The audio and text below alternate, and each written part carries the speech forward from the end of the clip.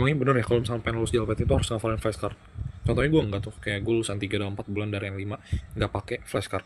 Gue dapetin nilai sempurna JFT nggak pakai flashcard. Gue juga berhasil bantuin banyak orang lulus JLPT dan JFT juga itu tanpa perlu ngafalin flashcard. Gue juga diajarin sama orang yang lulus N1 dalam 9 bulan, dia nggak pernah ngafalin flashcard, tapi dia pas waktu itu emang tinggal di Jepang sih. Itu jadi kayak keuntungan yang dia punya. Cuman intinya kayak satu kesatuan dari yang gue lihat semuanya nih, mereka nggak pernah ngafalin. Kayak misalnya nih pakai flashcard, itu kan apa, Anki kan biasanya pakainya. Apa sih kuncinya? Itu kan memorize, sesuai namanya Anki itu memorize itu. Tapi menurut gue ya, kayak misalnya lu sampai di skala N3 aja lu udah mampus itu, lu udah kelabakan. Kayak lu mikir misalnya dengan beli buku ini itu, lu bisa hafalin kanji semua N3 yang ada sekitar 3.000 5.000, gue gak tahu ya, intinya pokoknya sebaik itu. Lu pikir lu bisa menghafalkan semua itu dengan otak yang tujuannya itu bukan buat menghafal, bukan buat menyimpan, tapi buat memproses gitu.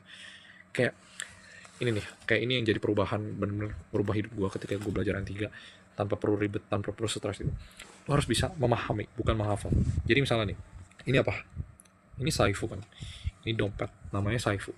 Gue ingat kanjinya, tapi gue nggak mengingat itu, gue nggak menghafal, tapi gue paham apa sih Saifu.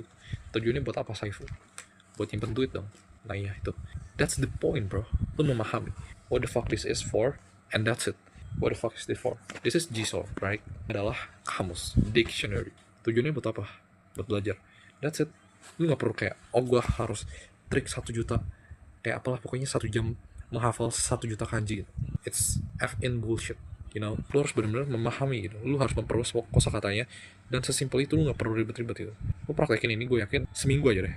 Lu bisa kayak at least gak stres, dan lu bisa kayak benar-benar fokus buat doing what actually matters, dan benar-benar bisa paham materinya tuh kayak gimana gitu. Kayak ini tujuannya mau dibawa kemana tuh lu udah tahu. Jadi lu nggak perlu kayak ribet-ribet kayak, oh ini kayaknya ini, oh ini kayaknya itu, oh nanti itu kayak gitu, oh itu kayak gitu. Enggak, lu bener-bener fokus buat paham tujuannya itu apa, konsepnya itu apa, dan lu bisa lulus N3 doka yang bahkan 95% tuh lu nggak bisa baca karena simple, lu paham ini tuh kayak keseluruhan dari doka readingnya tuh bahas apa gitu.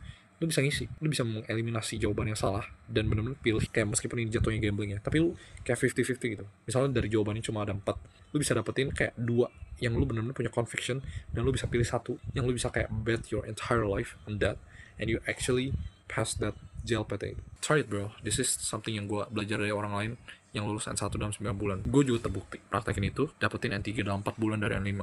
JFT nilai sempurna 1 bulan, bantuin ribuan orang lulus JLPT dan JFT gitu. Kalau misalnya lo pengen dapetin hasil yang sama, join kelas gue, atau enggak sesimpel ini juga udah oke sih sebenarnya. Jadi ya cobain aja. Kita tunggu di bulan Agustus dan September siapa yang benar gitu. Apakah menghafal atau memahami. Lu bisa stitch video ini.